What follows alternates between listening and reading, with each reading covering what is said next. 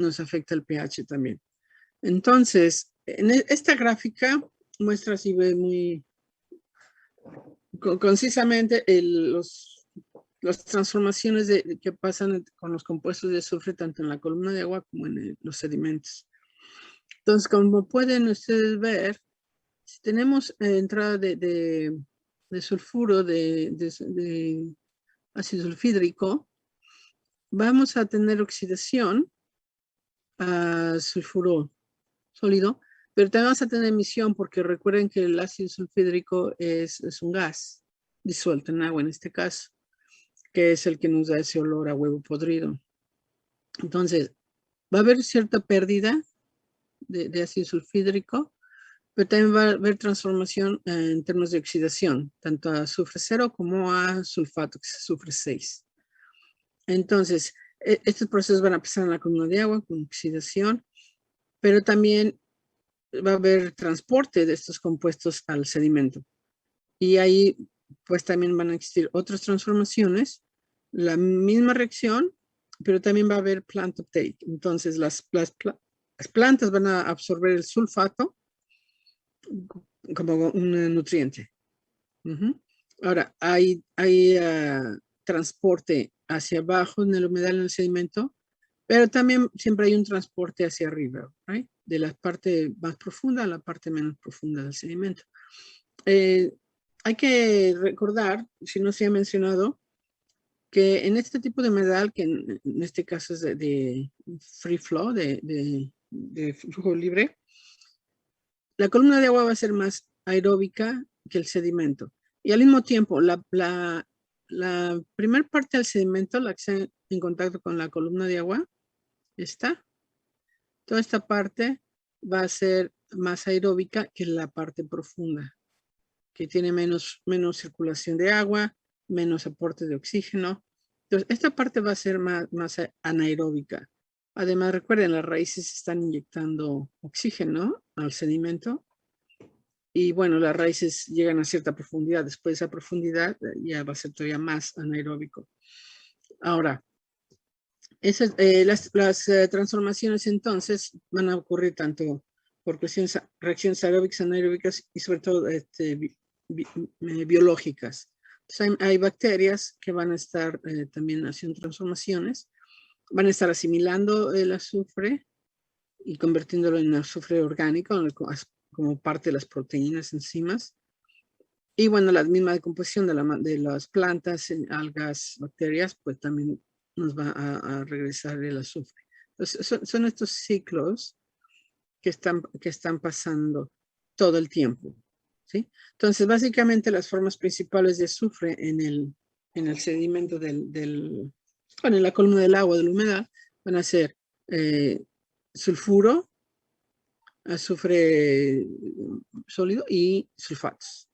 Entonces, esos son las principales formas que a su vez pues van a tener las reacciones químicas, aparte de las biológicas y procesos físico-químicos de absorción, van a tener reacciones químicas con los metales que se encuentren, ¿sí?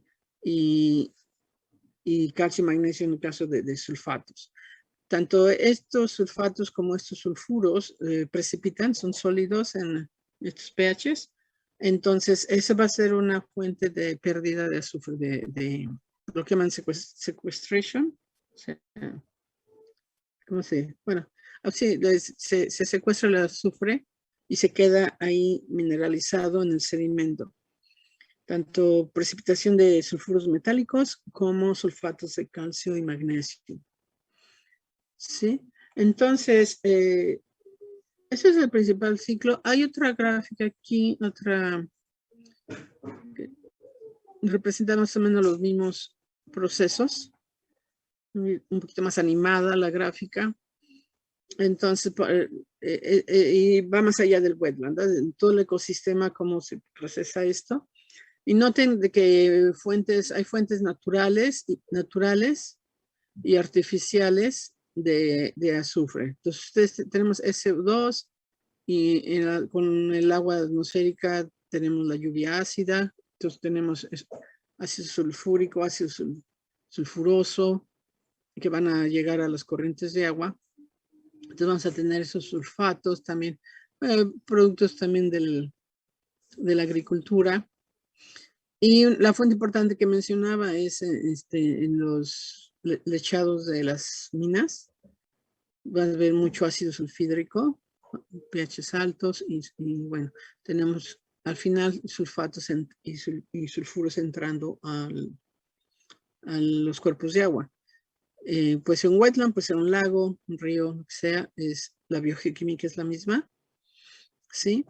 Y noten también que, bueno, también hablamos siempre del agua, del agua subterránea, que siempre es parte del balance del transporte de nitrógeno, fósforo y azufre.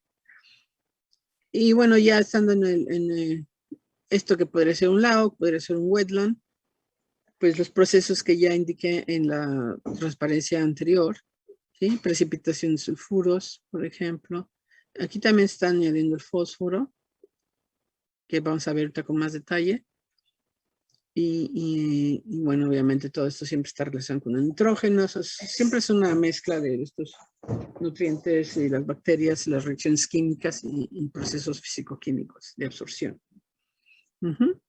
Entonces, esta gráfica está tratando de mostrar esto principalmente. Tenemos otra aquí.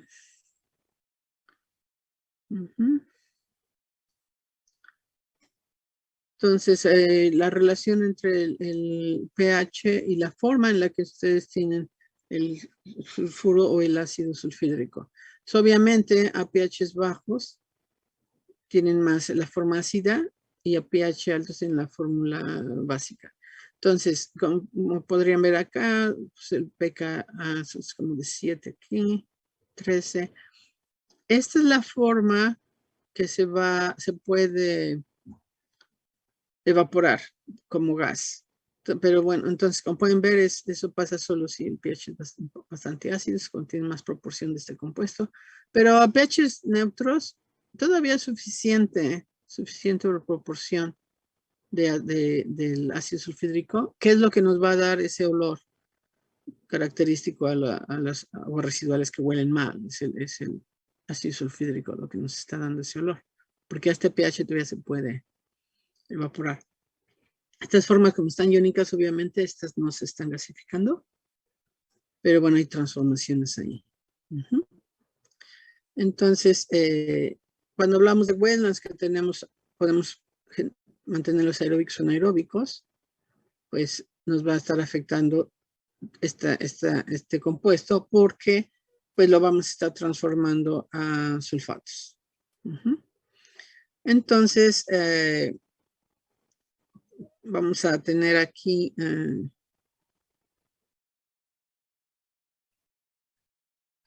una mezcla de reacciones que nos pueden ayudar a remover o controlar el sulfato, sobre todo que no queremos ácido sulfídrico por los olores.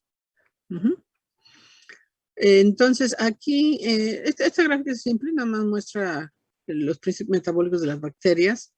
La parte roja nos está mostrando el anabolismo, o sea, cómo las bacterias lo usan para sintetizar sus células, y al mismo tiempo el catabolismo, o sea, cómo lo pueden descomponer y utilizar la energía.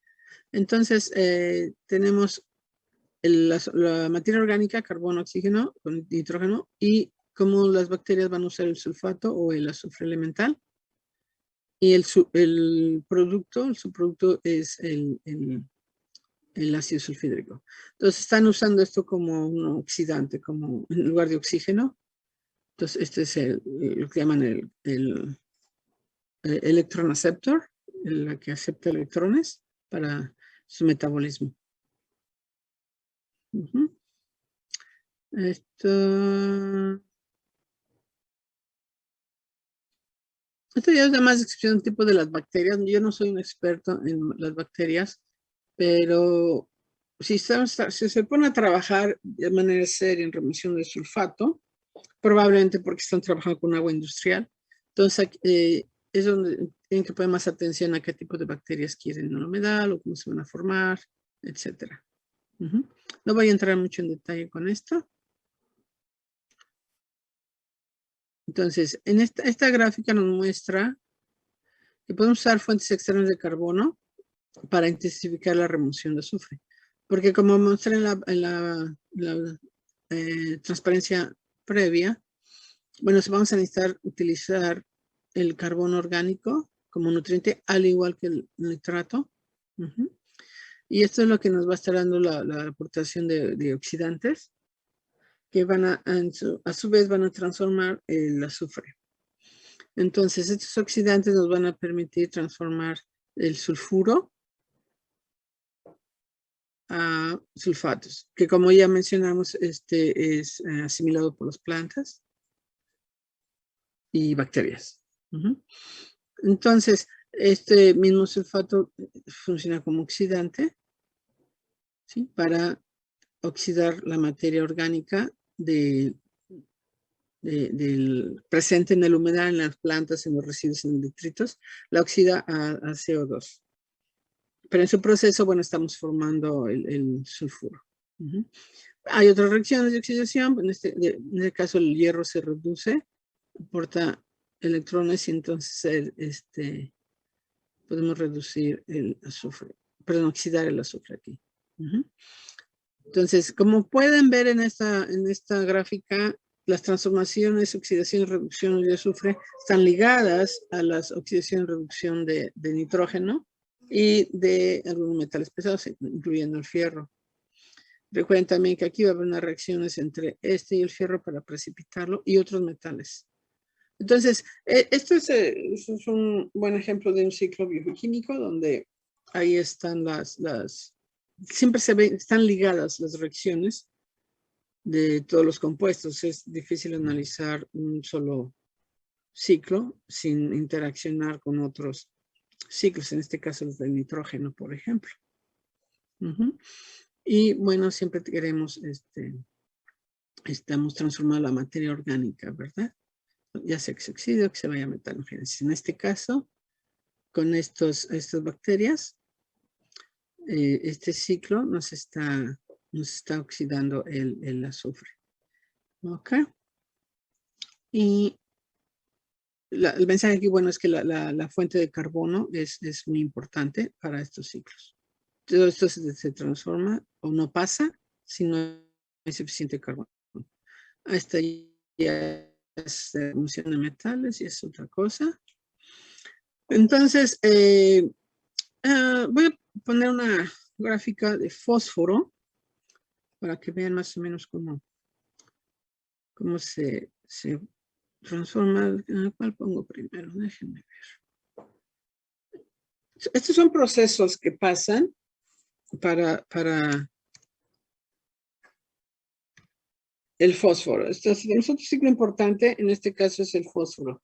Recuerden que queremos removerlo principalmente si el agua que sale de nuestro humedal de tratamiento va a descargarse en un cuerpo de agua. Entonces no queremos eutroficar cuerpos de agua, entonces no queremos tener ni nitrógeno ni fósforo. Entonces es importante entender cómo se procesa en el humedal para poder removerlo eficientemente. Esta gráfica muestra un poco las entradas de fósforo al ecosistema. En este caso, pues, manure, residuos de plantas, polvo, fertilizantes artificiales. Ahora, el fósforo en sí, si está en forma inorgánica, como fosfatos, también se llama soluble inorgánico fósforos, ese va a ser absorbido por las plantas. Ya mencionaba ayer que en el caso de nitrógeno y fósforo, a veces no nos interesa removerlo mucho si vamos a usar esa agua para riego. Porque bueno, entonces si dejamos fósforo ya en su forma soluble inorgánica o nitratos y amonio, pues esos son nutrimentos para las plantas. Entonces nos conviene tenerlos ahí en el agua que sale del humedal si la vamos a usar para riego.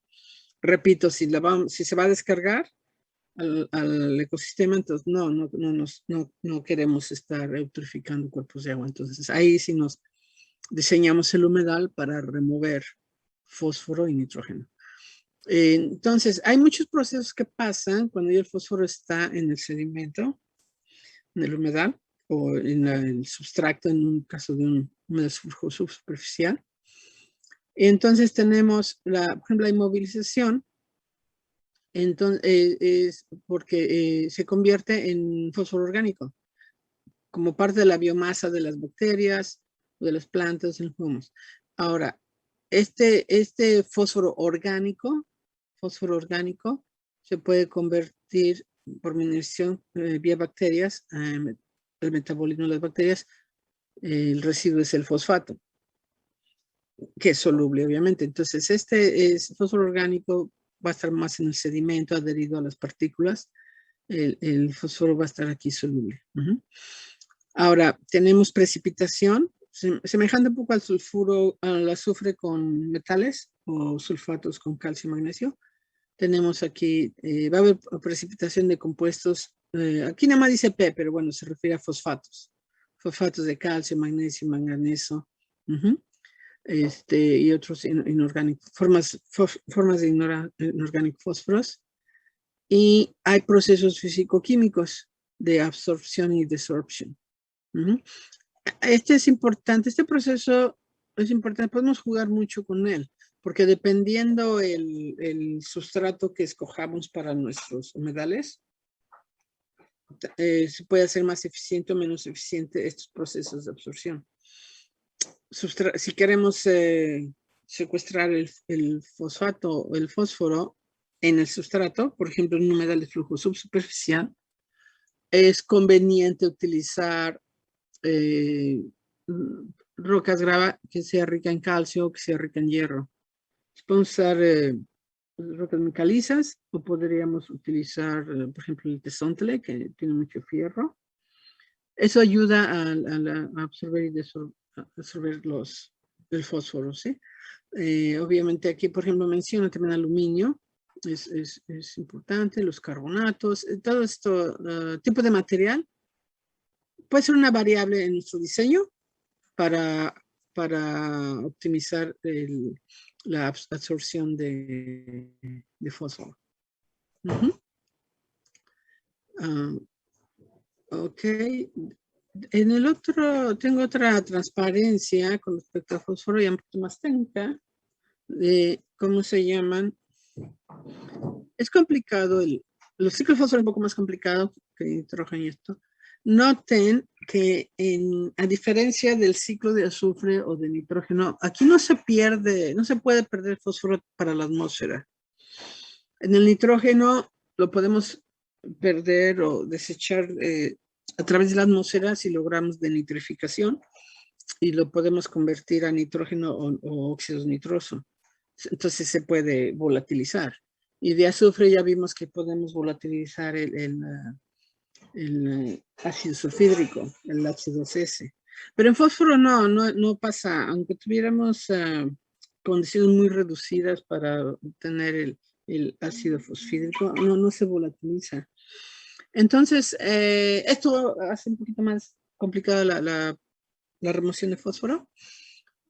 Realmente se va a remover de la columna de agua solo por el uptake en las plantas o porque se absorba en el sedimento y se quede ahí. El uptake de las plantas, bueno, está limitado y cuando la planta muere en invierno, pues va a caer de nuevo a la columna de agua y nos regresa ese fósforo. Entonces, hay dos prácticas interesantes para removerlo. Una es ¿cómo se dice? Cultivar las plantas, remover la biomasa. Y entonces con eso estamos removiendo nitrógeno y fósforo que salió del agua. Y también hay maneras de refrescar el sedimento cuando ya está saturado con fósforo. Se remueve el sedimento, se pone sedimento que no tiene fósforo, tiene muy poco fósforo y esto empieza a absorberla de nuevo. Ahorita lo vamos a ver un poquito más, con más detalle. Primero vamos a analizar este diagrama. Entonces tenemos entrada de fósforo, ¿sí? Por el agua que ponemos, lo que cae por la atmósfera, runoff, o sea, las aguas de tormenta. Y las mismas plantas dejan, pájaros hacen pipí, popó, todo está entrando fósforo. Entonces tenemos el DIP, Dissolved Inorganic Phosphorus, que ya lo mencioné antes, que era el disuelto, básicamente como es inorgánico, estamos hablando de fosfatos, ¿right? Y fosfitos, pero principalmente son fosfatos. Tenemos lo que se llama el Particulate Organic Phosphorus. Entonces, este es fósforo orgánico que está suspendido en la columna de agua. Eso son partículas. Lo que llamamos los sólidos suspendidos que están en el agua. Entonces, pequeñas partículas contienen fósforo orgánico. Y pueden ver aquí que una fuente importante de ese fósforo orgánico es todo el detritus de las plantas que están en el humedal o que están en el sedimento. Es una fuente importante. Esto viene principalmente por las plantas que están entrando aquí. Y obviamente si estamos tratando aguas residuales domésticas, pues también está entrando por ahí a nuestro humedal. Después hay procesos de disolución y solidificación. Tenemos el Dissolved Organic Phosphorus. O sea, es igual, es fósforo orgánico, pero no está particulado, no está adherido, no está conglomerado en pequeñas partículas flotando en el agua. Este está totalmente disuelto, pero no son fosfatos, son compuestos orgánicos pequeños, solubles, proteínas, por ejemplo, que están flotando en el agua. Después, este se puede transformar, por supuesto, al inorgánico. Si estamos hablando de fosfatos, a proteínas, procesos microbiológicos aquí. Y tenemos también el fósforo inorgánico particulado. Entonces, estos son igual, son fosfatos, pero está en forma de partículas. O sea, lo que está pasando aquí es una absorción del fosfato en los sólidos suspendidos que están en la columna de agua. Entonces, es un problema ese es un proceso físico-químico de absorción de los fosfatos a la columna de agua. Entonces, aquí tenemos procesos biológicos, procesos físico-químicos, y por supuesto, hay un transporte de todos esos compuestos con el sedimento. Una vez más, tenemos parte aeróbica, tenemos parte anaeróbica. El sedimento es anaeróbico, la columna de agua es aeróbica. Entonces, tenemos el transporte igual es físico-químico del sedimento al agua. Mientras más movimiento de corrientes y todo, pues más transporte hay. Y tenemos básicamente las mismas transformaciones que pasan en la columna de agua, pasan en el sedimento, pero en condiciones anaeróbicas. Entonces, las reacciones son un poco diferentes. Las pues, comunidades microbiológicas y las reacciones redes van a ser diferentes también. Y ya en el sedimento, pues vamos a tener este proceso de absorción del fósforo inorgánico y complejación o precipitación con metales. Entonces son muchos procesos que pasan aquí, pero lo que quiero recalcar es que el fósforo que se va a absorber en el sedimento que va a quedar aquí, ya sea en forma de fosfatos o simplemente absorbido a la superficie del sedimento, del sustrato. Esta va a ser la manera más importante de remoción de fósforo en la humedad. Sí hay remoción por lo que se acumula en la planta, o sea, los fosfatos que entran a la raíz y los sobre la planta, pero si no cosechamos estas plantas, ese fósforo va a regresar como little foam, ¿sí? Cuando se muere la planta, va a regresar a la columna de agua y de ahí regresa el sedimento. Entonces, si no estamos haciendo el harvesting, estamos repitiendo esto, va a la planta, regresa, vuelve a absorber la planta, regresa y ahí está, ¿sí? Ahora, si queremos removerlo porque estamos metiendo fósforo en nuestras aguas residuales, entonces los importantes procesos uno es hacer la cosecha de las plantas y en algunos humedales grandes, si estamos si queremos unos niveles de remoción de fósforo altos, después de algunos años se tiene que remover el sedimento, o sea, al menos unos buenos 40, 50 centímetros y poner sedimento nuevo. Eso es trabajo que yo vi que se hizo en el humedal de Orlando, de la ciudad de Orlando, en Florida. Un humedal muy grande era para pulir las aguas tratadas de la ciudad, que venían ya de un tratamiento secundario avanzado. Pero ya mencioné ayer que en Florida tienen unas reglas muy estrictas de la cantidad de fósforo que puede haber en el agua tratada, porque están tratando de proteger los Everglades. Entonces, la ciudad tenía que remover todavía más el fósforo y tienen un humedal de tratamiento muy grande. Y después de, creo que fueron como 8 o 9 años, tuvieron que dragar todo ese sedimento y poner nuevo suelo. Entonces, ese mantenimiento no se hace muy seguido, pero en un momento dado se tiene que hacer porque el sedimento se va a saturar con fósforo y ya no va a absorber más. Entonces, esto no pasa con nitrógeno sulfato, que se está removiendo constantemente y los procesos pasan. En fósforo no, porque el principal método de remoción es la absorción. Entonces va a llegar un momento en que se sature el sedimento o el substrato y ya no va a absorber más o va a absorber muy poco. Es una cuestión físico-química, ¿verdad? De las isotermas del mar, donde la absorción va a depender de cuánto ya hay en el sedimento. Es un equilibrio físico-químico. Entonces es común que se tiene que cambiar el sustrato. Sí, fósforo es el problema, ¿verdad?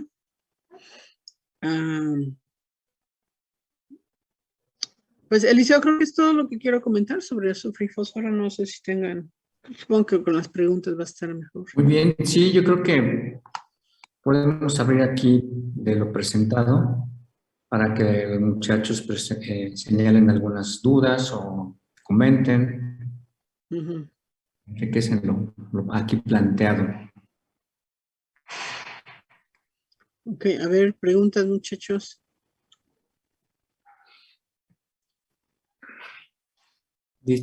No veo nada en el chat. Dice que... A mi fonética. No sé a qué se refiere. Mi voz, mi acento, mi vocabulario, no sé qué. Sí. Ahí está una pregunta de Juan Frías. Dice que si el sustrato que absorbe el fósforo también se debe estar cambiando cada cierto periodo. Sí, sí, pero tarda mucho. Depende de cuánto fósforo entra y sobre todo cuánto fósforo se quieres que salga en el humedal. En muchos sistemas no es muy estricto y no se necesita cambiar el sustrato básicamente nunca. Si es tu parámetro crítico y tiene que ser muy bajas concentraciones, entonces tienes que probablemente removerlo. Tarda años, dependiendo, te digo, cuánto fósforo entra, y puede tardar años, 10 años o algo así. No es como que cada año tienes que estar cambiando el sedimento. Sí. ¿Puedo comentar también al respecto? Porque lo vimos físicamente en el humedal de Ixmiquilpan, primero procesos, ¿no? Cuando después de cierto tiempo, meses, año y medio, 2 años, tú haces un corte, un perfil sobre el sustrato, es interesante ver cómo se forman capas de diferentes tipos. Entonces, estos procesos que se han presentado se reflejan en la estratigrafía que se forma en el humedal. Aquí, por ejemplo, la imagen que tenemos es relativamente esquemática, Pero yo lo que he observado, y seguro también Marco, es que aquí se forman capas o horizontes, líneas de acumulación. ¿Por qué se forman estos? Porque se dan procesos de lixiviación, de lavado y de acumulación de ciertos materiales. Por ejemplo, la parte superior va a estar enriquecida por material vegetal, por materiales de mayor tamaño, digamos. Y los procesos que se llevan a cabo, que se explicaron, implica que algunos materiales se filtren y que estos queden formando otra capa. Entonces, sí es interesante que estos procesos en su conjunto se van a reflejar físicamente en los materiales. Y algo que me parece importante, que aquí lo menciona Marco, es atender esta parte que está aquí abajo a la derecha. Estos compuestos de fósforo inorgánico son precisamente los que tenemos que fomentar. Bueno, él ya mencionó, y lo reitero, la importancia en otra diapositiva, la importancia del carbono en estos. O sea, aquí es importante un balance entre carbono, nitrógeno y fósforo.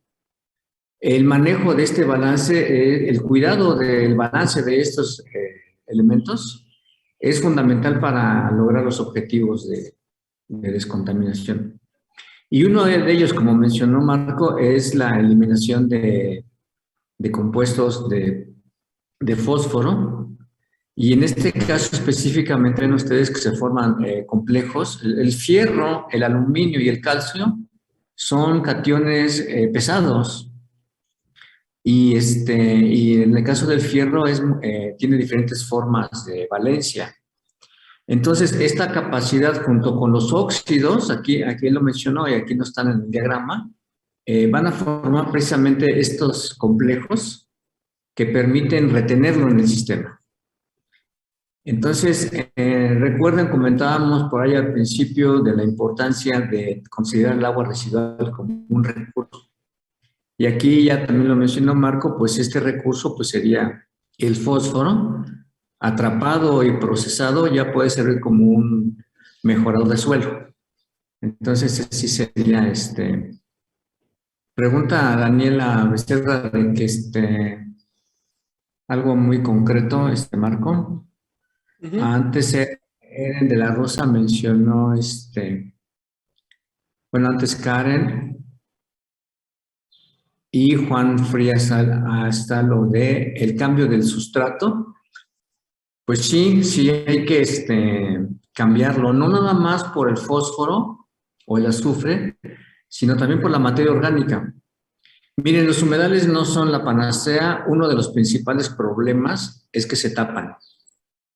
Entonces necesitamos un manejo adecuado del sistema del tren de tratamiento para que alarguemos lo más que se pueda el mantenimiento de lavar el sustrato o de plano de quitarlo. Por ejemplo, yo aquí en un humedal de la casa, de plano, después de 2 años con tesontle de 3 milímetros, 5 milímetros, pues de plano ya era tanta los primeros tiempos lo quitaba y lo lavaba. Y después ya era tanta la cantidad de materia orgánica con todos estos nutrimentos que de plano decidí sacarlo y ponerlo como composta para el sustrato. Entonces, sí hay que cambiarlo, dependiendo de que si es grava, si es arena, cuánto se concentró.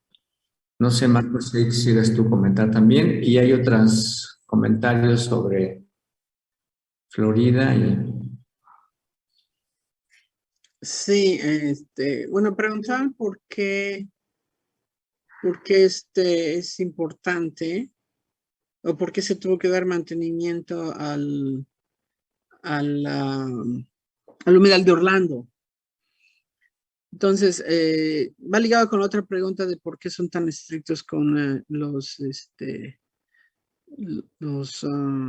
niveles de fósforo en los Everglades. Entonces, les voy a mostrar un mapita. Déjenme ver. Tengo que compartir de nuevo. Déjame ver, acá está. Okay. Entonces pueden ver este mapita, lo acabo de poner aquí. Entonces, esta es Florida. Y esta es la cuenca de los Everglades. ¿Sí? Es lo más grande. No sé si lo pueden ver esto. Aquí están los Everglades. Esta es la península de Florida. Entonces, este ecosistema es muy grande. Son unos pantanos enormes, enormes, enormes. Básicamente casi toda la península de pantano. Antes de tanta, de que llegaran toda la población, toda la agricultura ahí, el ciclo natural era que con los huracanes, con las lluvias, este lago que es muy enorme, que se llama Lake Okeechobee, este lago se desbordaba porque subía tanto el agua y fluía hacia el sur. Entonces todo esto era el flujo del agua, se desbordaba del lago, más la lluvia, los huracanes. Entonces el agua al pasar toda esta superficie se purificaba mucho, perdía muchos nutrimentos. Entonces el ecosistema ya aquí, ya cerca del océano, es un ecosistema adaptado para una agua con muy pocos nutrimentos, muy poco fósforo, muy poco nitrógeno. Una planta endémica ahí es el sawgrass, el pasto sierra, y es un ecosistema muy rico, muy bonito, muy grande, adaptado a agua con muy pocos nutrimentos y sólidos. Ahora, después, pues secaron los pantanos, instalaron estos canales, todas estas líneas, todos son canales muy grandes, muy grandes, con compuertas automatizadas y todos. Y estos canales están hechos para controlar la altura del lago Okeechobee. Entonces, ahora cuando llega un huracán, en lugar de que el lago se desborde y todo caiga como un abanico, todo el agua se desborde como un abanico, aquí, en lugar de hacer eso, se abren las compuertas aquí, se abren esas compuertas, todas estas, para dejar salir el agua y se va al mar. Entonces, el agua ya no corre despacio como un enorme humedal, sino que ahora corre rápido y se va al océano. Obviamente eso transformó estos ecosistemas, todos, y empezó a destruir los Everglades. Ahora, eso es bien interesante si lo quieren leer después todas las cuestiones de ingeniería ambiental. Yo sé que ustedes, parece que los estudiantes son de ingeniería ambiental y eso es muy interesante. Estos proyectos de los canales y las compuertas los maneja el South Florida Water Management District, el manejo de agua, que antes se llamaba el Water Drainage System, o sea, era el departamento para drenar Florida, así se llamaba. Ahora le cambiaron, le llaman Water Management, pero es muy ingenieril. Este lago es enorme, se puede ver en una foto de satélite, pueden ver ahí el ojito de Florida, es este lago. Y aunque es muy grande, todo este borde es un borde muy alto, muy alto, no sé, 30, 40 metros. Y tiene básicamente una carretera de 2 carriles encima y da toda la vuelta al lago. Y ese borde, o sea, básicamente el nivel del agua está arriba del nivel del suelo y lo controlan aquí. Entonces, cuando ven que va a llover, ven un huracán, empiezan a abrir las compuertas, dejan salir el agua. Ahora, toda esta parte es agricultura, que antes eran pantanos, y toda esta parte está drenando fósforo y nitrógeno como runoff hacia los Everglades que están acá. Entonces, para retener para evitar que ese fósforo y nitrógeno llegue a los Everglades, se instalaron estas Storm Treatment Areas, que son humedales artificiales, todas estas son humedales artificiales muy grandes para capturar todo el agua de tormenta y remover fósforo y nitrógeno. Yo trabajé en esta y en esta. Son enormes y después de los humedales de tratamiento de tormenta, el agua entra al Water Conservation Area, que es, no es en sí el Parque Nacional de Everglades, pero es una zona protegida, no se puede hacer agricultura ni nada, para que todavía se reduzca más el nitrógeno y el fósforo antes de que llegue a los Everglades.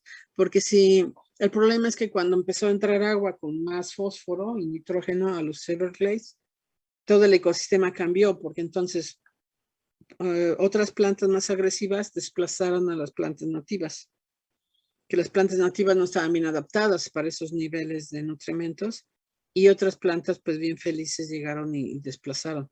Antes no desplazaban porque esas otras plantas no tenían suficientes nutrimentos, pero ya cuando empiezan a entrar por el agua de tormenta de la zona agrícola, entonces se alteró, estaba destruyéndose los Everglades. Por eso se hizo todo ese trabajo para retener los fósforos. Entonces aquí hay muchos cultivos de caña de azúcar y de naranja. Las naranjas de Florida para el jugo naranja que desayunamos en Norteamérica, viene de ahí. Entonces, por eso en toda esta área las leyes de protección ambiental son muy estrictas con respecto a la cantidad de fósforo que puede contener el agua tratada. Entonces, la ciudad de Orlando está por aquí.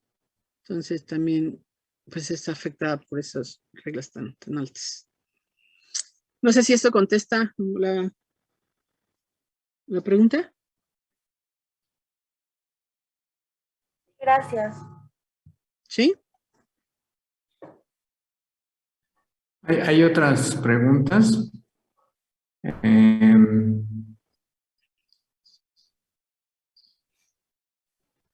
O sea, el sustrato ya comentamos, ¿no? Que sí es necesario. Depende si se puede lavar o de plano se puede cambiar dependiendo del tiempo, la acumulación de materiales orgánicos, de nutrimentos, ¿no? Ya se comentó lo de Orlando. La humedad más grande, pues sería ¿no, Marco? El de Florida. El que yo trabajé, sería sí. ¿Como sería cuántas hectáreas? No me acuerdo, pero creo que es como 3 hectáreas, 4 hectáreas. Son muy grandes. Como pueden ver, es de los pequeñitos comparado con los Water Conservation Areas. Pero cuando tú estás trabajando aquí, todo esto lo hicimos en el airboat, en el bote que tiene la hélice atrás. Pero si estás trabajando en medio, realmente no ves bien la orilla. Está muy lejos. Okay. Y obviamente es un pantano natural, o sea, no te das cuenta que es artificial. Hay lagartos, pájaros, peces, todo. Y esto era tierra agrícola, que la compró la ciudad, la compraron, la volvieron a hacer humedales. Y hay varios de estos, sí. Este fue grande. Teníamos grupos de trabajo en la universidad que trabajaban acá. Yo a veces voluntaria para ir a muestreos, sí, pero realmente no era mi proyecto era aquí. Ok. Ahora lo de las plantas también es interesante, el tipo de vida. Bueno, pues depende de la naturaleza primero de la planta como tal. Estamos usando generalmente plantas perennes, plantas que duran mucho tiempo, que se propagan inclusive vegetativamente a partir de estolones.